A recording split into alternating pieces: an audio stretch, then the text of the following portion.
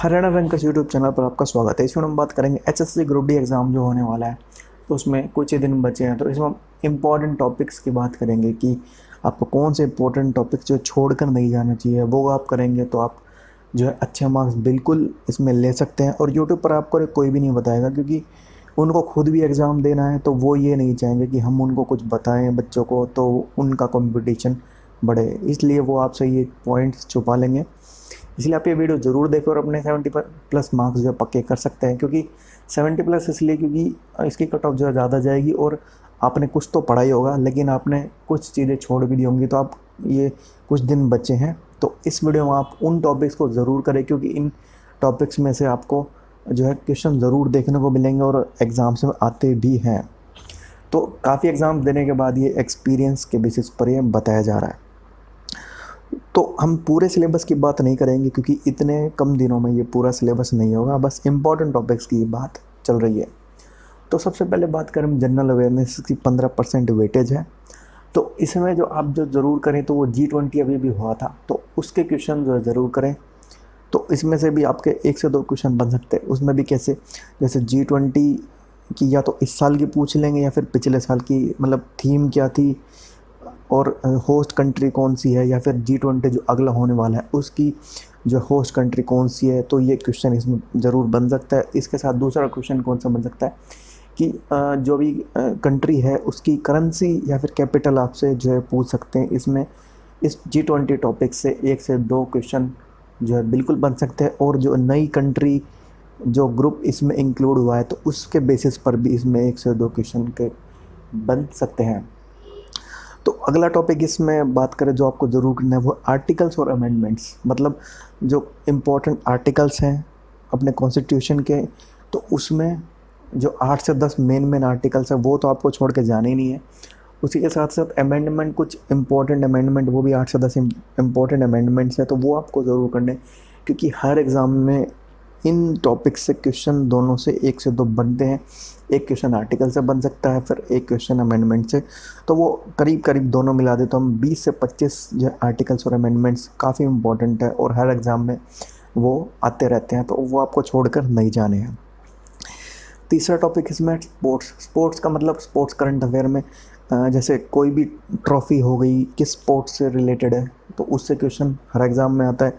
अगर वो नहीं आता है तो फिर अभी जो ये पूछ लेते हैं कि कौन सा रिसेंट स्पोर्ट्स की जो भी टूर्नामेंट हुई है, तो उसका विनर कौन है, उसका मैन ऑफ द सीरीज़, या फिर कुछ भी इसमें क्वेश्चन रिलेटेड स्पोर्ट्स से ज़रूर आते हैं। तो मतलब ये भी आ सकता है कि ये टूर्नामेंट अगला कब होगा, या फिर पिछले कब हुआ था, कहाँ हुआ था, उसका वेन्यू पूछ लेते हैं। तो इन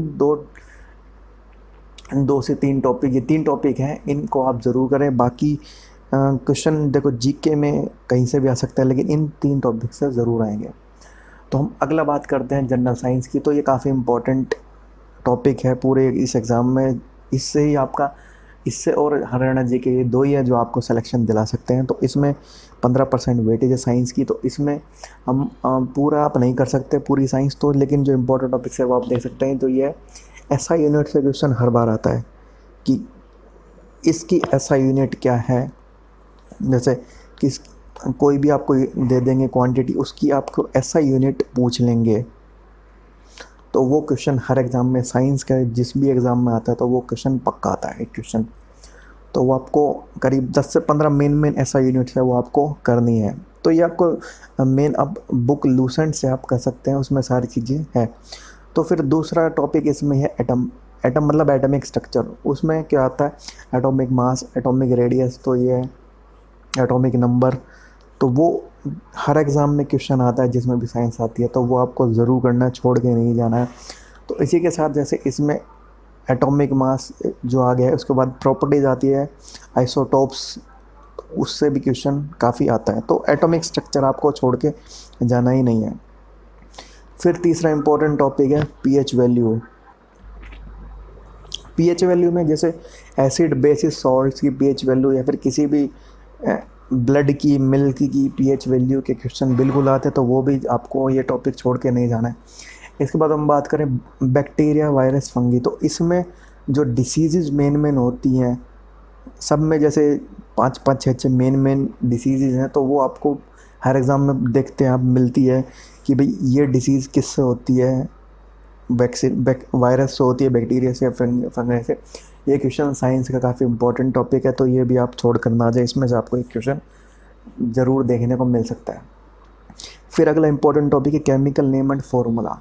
इससे हर एग्ज़ाम में भी क्वेश्चन आते हैं, 1 से 2 क्वेश्चन आते हैं। केमिकल नेम पूछ लेते हैं किसी भी चीज़ का, या फिर उसका फार्मूला पूछ लेते हैं, जैसे सॉल्ट का NaCl, इसी तरीके से किसी भी चीज़ का, जैसे वाशिंग सोडा, बेकिंग सोडा, तो इनका जो है फार्मूला पूछ लेते हैं, या फिर फार्मूला देखकर नाम पूछ लेते हैं कि ये किसका जो है केमिकल नेम है। तो इसके भी 15 से 20 मेन केमिकल नेम और फार्मूला है, तो वो आपको सारे करके जाने चाहिए। उसमें से 1 से 2 क्वेश्चन पक्का आपको देखने को मिलेंगे। तो साइंस काफ़ी इंपॉर्टेंट है इस एग्ज़ाम में 15% वेटेज के साथ।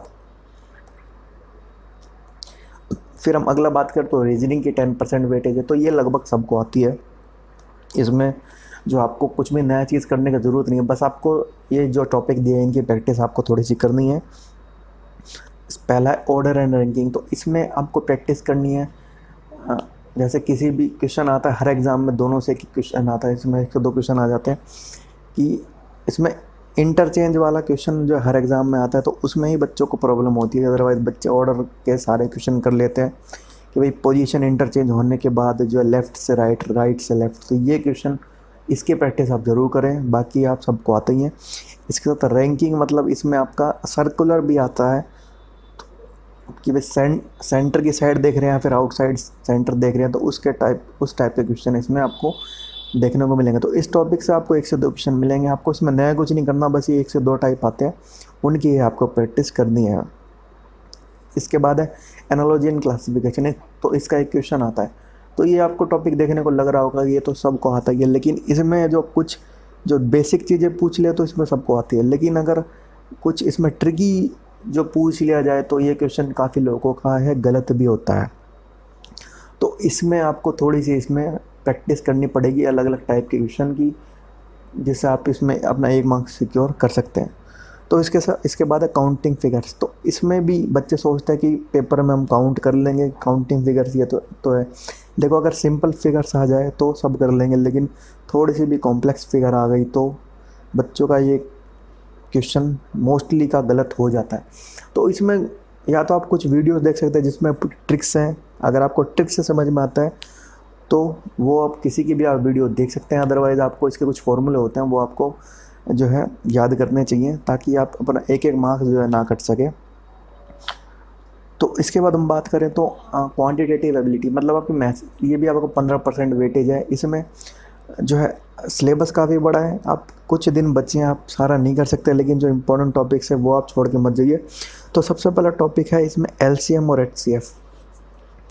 तो ये भी देखो, अगर सिंपल बेसिक क्वेश्चन आ जाए कि 2 संख्याएं हैं, LCM HCF निकालना है, तो वो सब कर लेंगे। लेकिन अगर HCF में बहुत सारे ट्रिकी क्वेश्चन बनते हैं वो, और आजकल एग्ज़ाम में वो आ भी रहे हैं, तो आप ये मत सोचिए कि ग्रुप डी एग्ज़ाम में 10th लेवल आएगा, ऐसा कुछ नहीं है।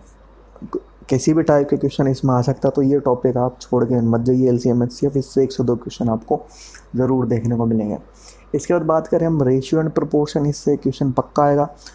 सिंपल क्वेश्चन आ गया तो सब करेंगे, लेकिन आपको क्या करना है इसमें भी आपको देखना है, रेशियो में भी, रेशियो प्रोपोर्शन में 3rd proportion, 4th proportion, mean proportion, इस टाइप के क्वेश्चन आपको करके जाने चाहिए।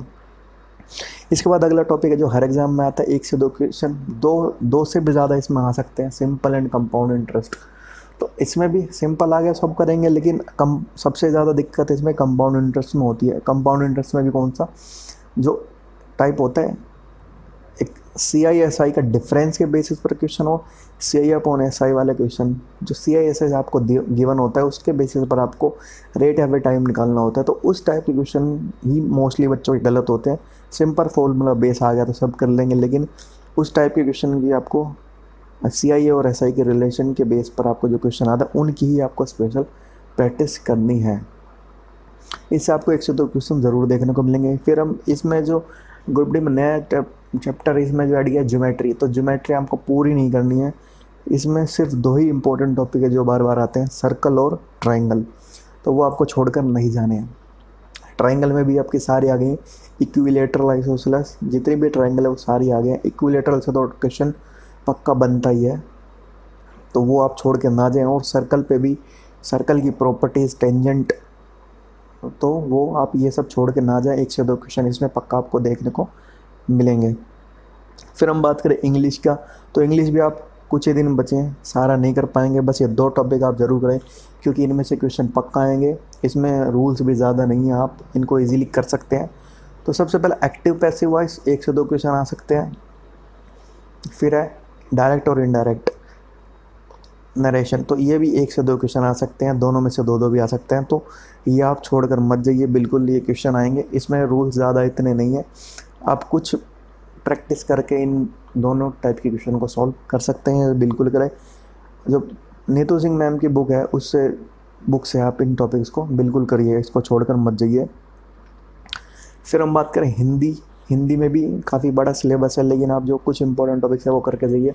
इसमें तत्सम तद्भव शब्द बिल्कुल आते हैं इसमें, इनमें भी सिंपल आ गए तो सब करेंगे, जो कठिन शब्द इसमें आ गए तो उसमें दिक्कत आ सकती है। तो आप व्याकरण की किताबों से जो उसमें सारी जो उसमें एक्सरसाइज और प्रैक्टिस क्वेश्चंस हैं वो ज़रूर करके जाइए। फिर इसके बाद है समास, इससे भी एक क्वेश्चन आ सकता है।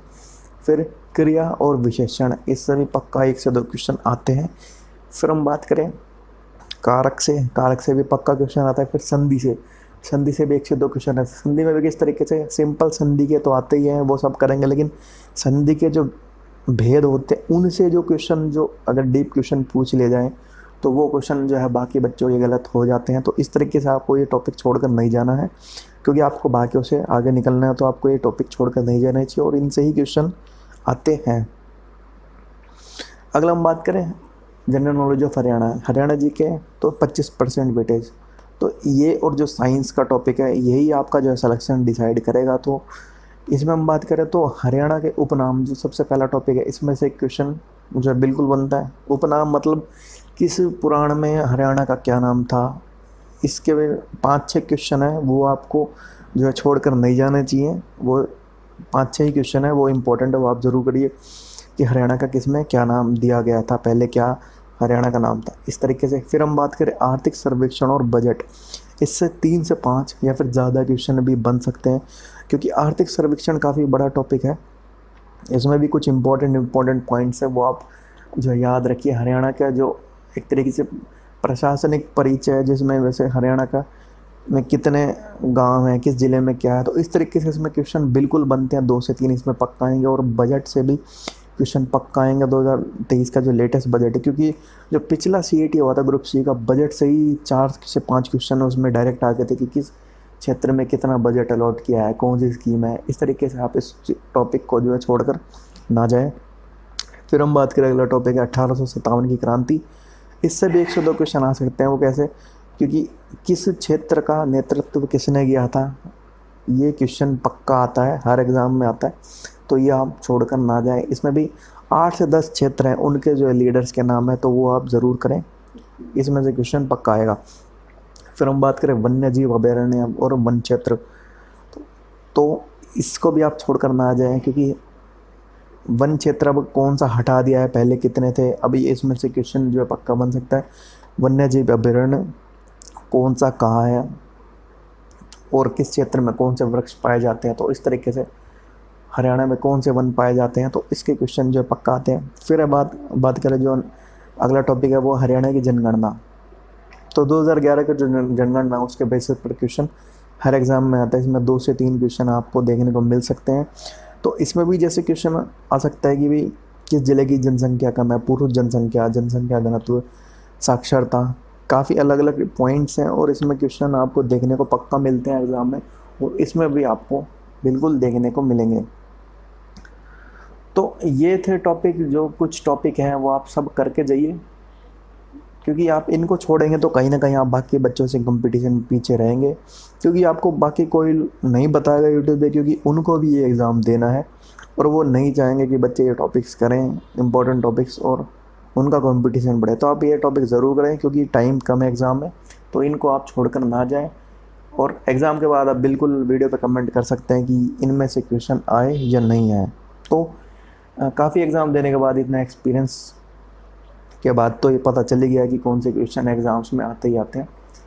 तो आप चैनल को सब्सक्राइब कीजिए, वीडियो को लाइक शेयर कीजिए। तो मिलते हैं नई वीडियो में नए टॉपिक के साथ। Thank you.